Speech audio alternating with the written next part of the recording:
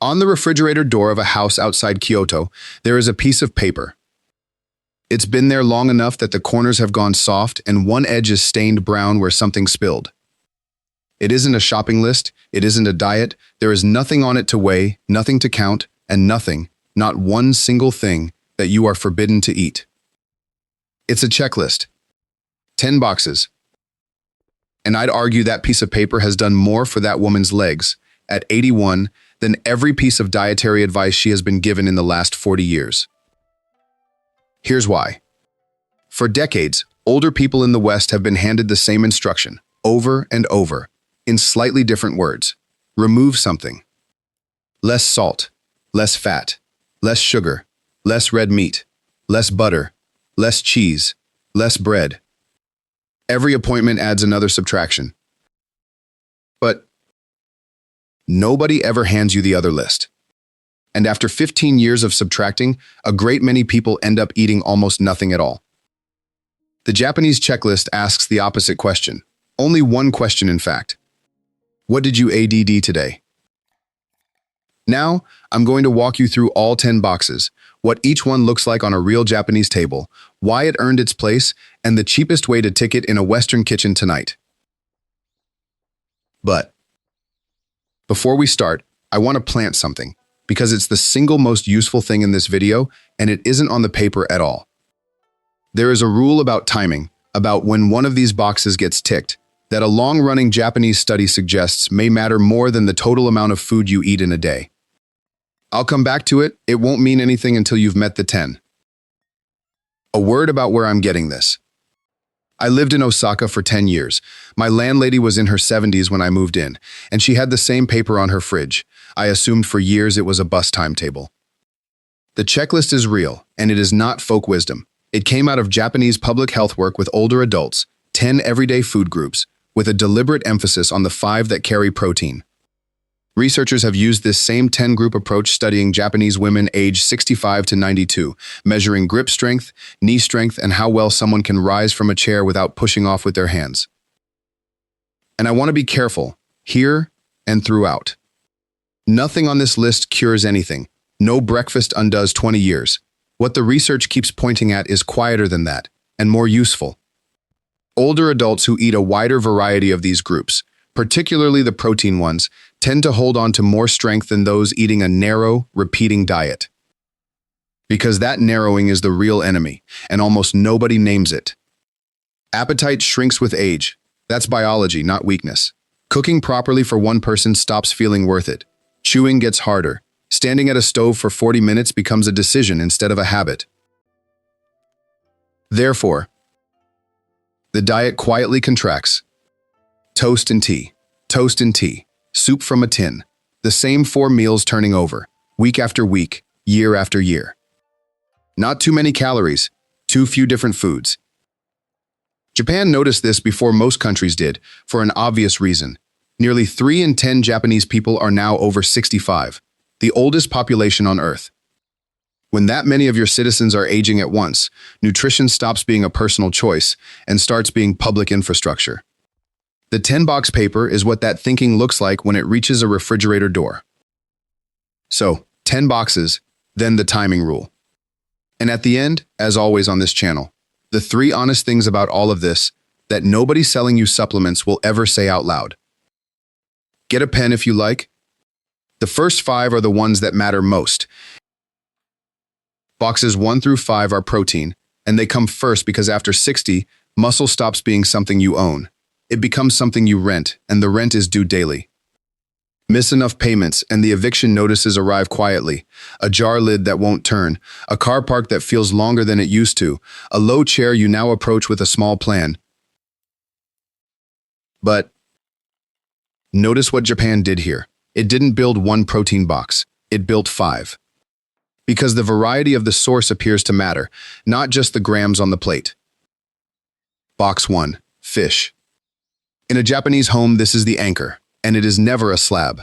It's a palm-sized piece of mackerel or salmon, salted an hour before, grilled until the skin blisters and splits, served beside rice with a wedge of lemon and a small mound of grated radish. The oily fish are the ones that keep appearing in longevity research. And They happen to be the cheapest fish in the shop. Now I know exactly what you're thinking, because everyone thinks fresh fish is expensive, and it goes off before you get around to it. Both true. Therefore, your version isn't fresh at all. It's a tin. Tin sardines or mackerel on toast is one of the most underrated meals in any Western kitchen. It keeps for years. It's soft enough for anyone whose chewing isn't what it was. The little bones in tin sardines are completely edible and carry calcium. Most people have no idea. And it costs about $1. 2 or 3 times a week. Tinned counts. Box 2. Meat. This one surprises people, because the world has decided the Japanese diet is fish and vegetables and nothing else. It isn't. Meat has always been on the checklist. But look at how it appears, sliced so thin you can see light through it, and almost never alone on a plate. It goes into a simmered dish, a hot pot, a bowl of noodles. The meat is a partner. It is not the star. There's a real reason for its box. Animal protein carries the complete set of amino acids that aging muscle responds to, and research in older Japanese adults has found animal protein intake associated with muscle mass, particularly in women past 75.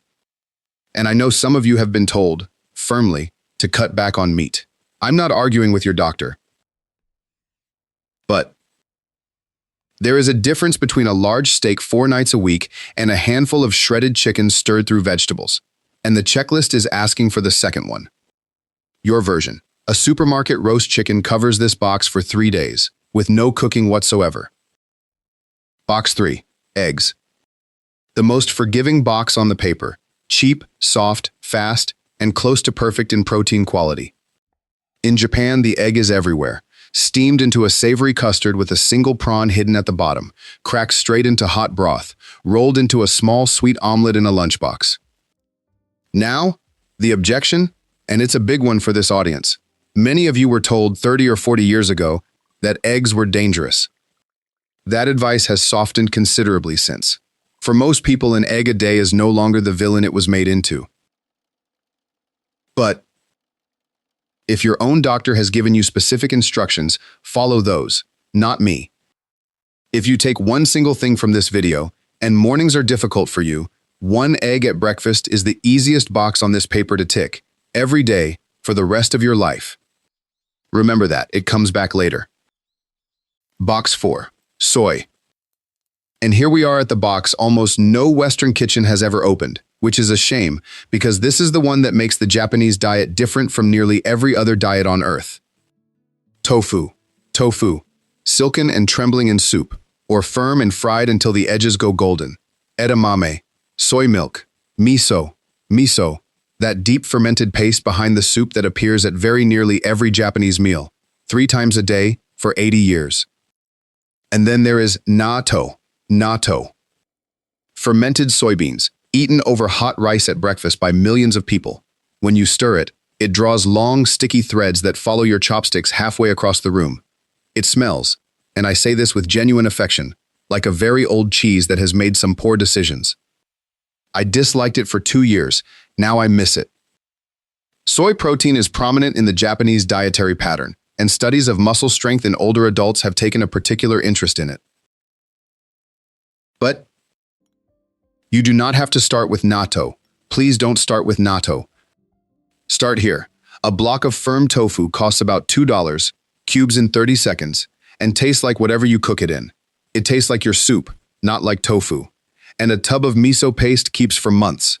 1 spoon, hot water, a pinch of seaweed, 90 seconds, and you've eaten a Japanese breakfast. Box 5. Dairy.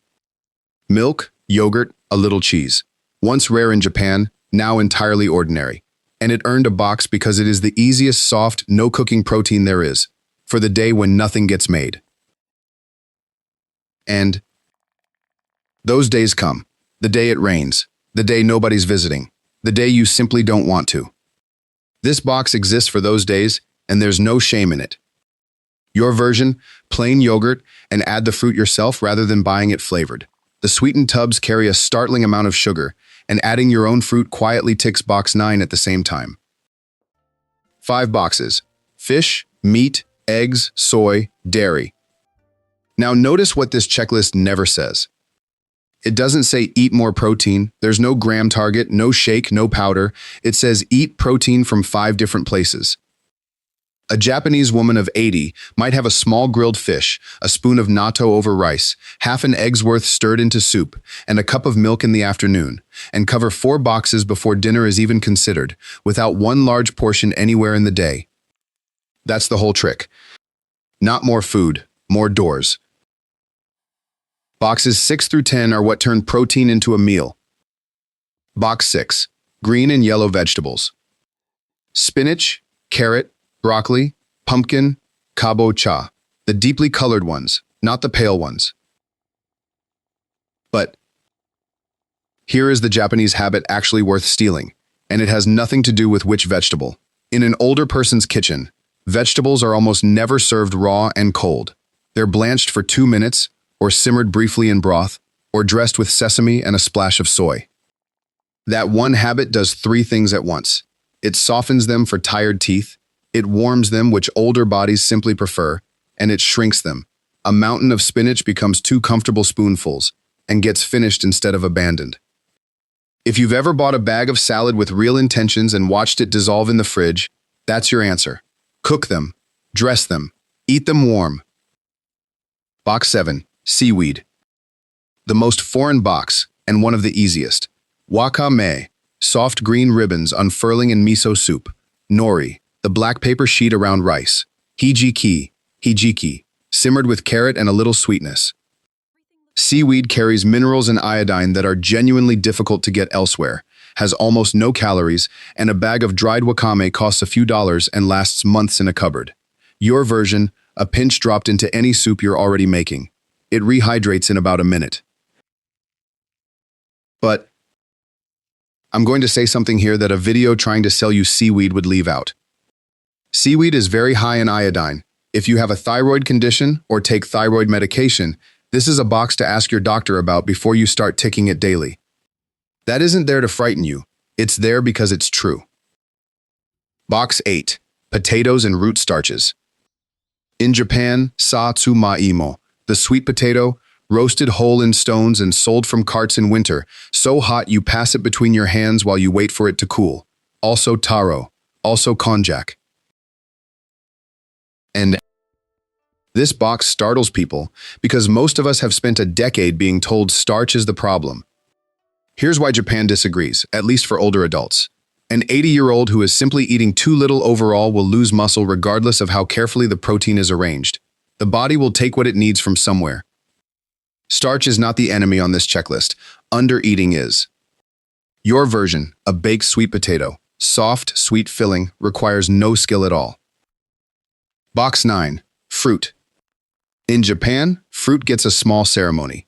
A persimmon peeled and cut into neat wedges, segments of mikan orange, a slice of melon, arranged on a small plate, usually after the meal, usually shared.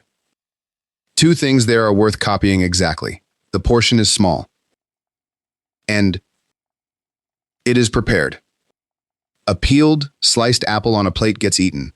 A whole apple in a bowl, for hands that ache or teeth that aren't what they were, very often does not. It sits there browning, being a small daily accusation. And if you're watching this because you're worried about a parent, that one habit, peel it, slice it, put it on a plate, leave it beside where they sit, will move more fruit into them than every reminder you have ever given. I promise you that. Box 10, fats and oils. The last box, and the one that stops people mid-sentence, sesame oil, sesame seeds, a little vegetable oil for cooking. After a lifetime of being told to cut the fat, an enormous number of people have cut too far. And vitamins A, D, E, and K are fat-soluble. That's a technical way of saying, without a little oil on the plate, some of the goodness in those vegetables walks straight past you. But there's a second reason, less scientific and just as important. Fat is what makes vegetables taste good enough to finish. Your version, half a teaspoon of sesame oil over cooked greens and a scatter of toasted seeds. That is the difference between vegetables you know you should eat and vegetables you want to. 10 boxes. Fish, meat, eggs, soy, dairy, colored vegetables, seaweed, potatoes, fruit, oils, and look at what is missing. No supplement, no powder, no superfood flown in from somewhere expensive. Nothing forbidden, nothing to give up, nothing to apologize for. 10 ordinary groups and a piece of paper. Now, the thing I planted at the beginning. Because a checklist tells you what. But a long-running study of older Japanese adults went looking at something almost nobody thinks about: when. Specifically, not how much protein people ate across a whole day, but how good the protein was at breakfast. And what they found was this.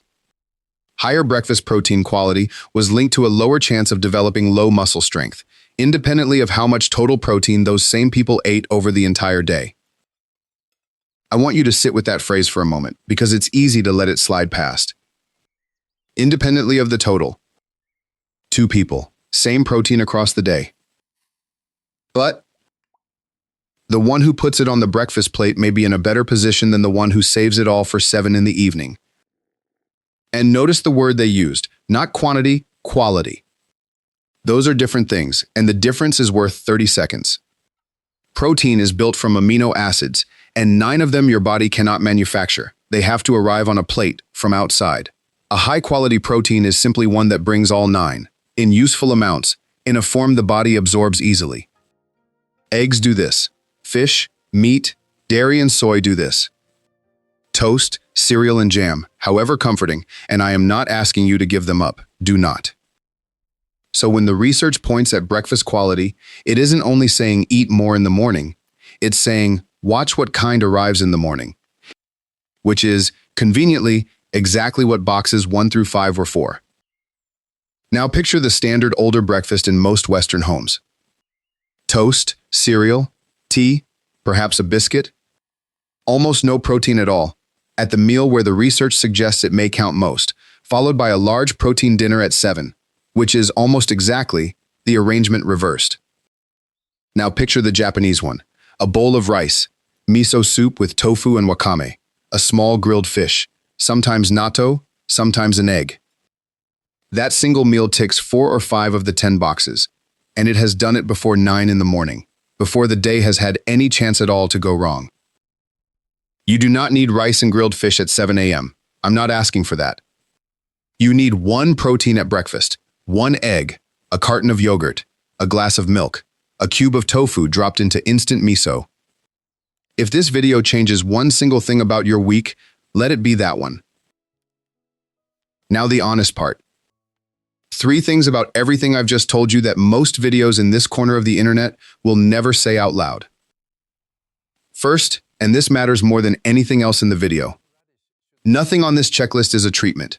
Food does not cure sarcopenia or arthritis or osteoporosis or anything else.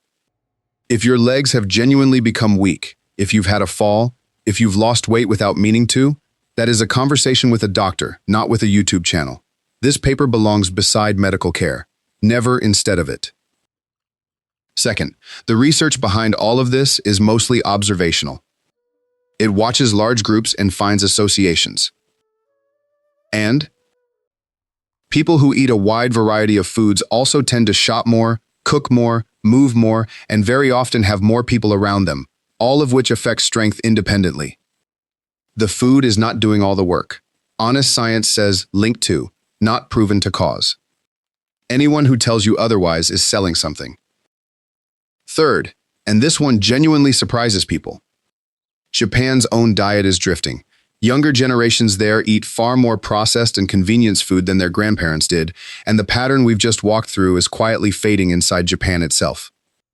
The checklist exists precisely because Japanese public health workers watched older people's diets narrowing year after year and decided somebody had better do something. So you're not copying a magical culture that has it all worked out. You're copying a practical tool that a country built because it had exactly the same problem you do. 10 boxes, one last time. Fish, meat, eggs, soy, dairy, colored vegetables, seaweed, potatoes, fruit, oils, and 1 rule of timing, put one of those first 5 on the breakfast plate. Here's my invitation this week, and it's small, as it always is here. Don't change your diet, don't throw anything out, don't buy a single thing. Just write those 10 words on a piece of paper, put it where you'll see it, and for 7 days, tick what you happen to eat anyway.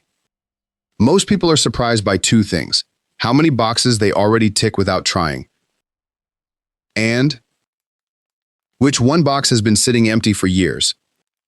Come back and tell me in the comments which one was yours. Mine was seaweed, 40-odd years, and I'd never once bought it until Japan. If this gave you one useful idea, hitting subscribe is the best way to say, keep going. And if you'd like to see these 10 foods on a real table, the small dishes, the portions, the rhythm of a proper Japanese meal, that video is waiting on your screen right now. Take care of yourself. I'll see you in the next one.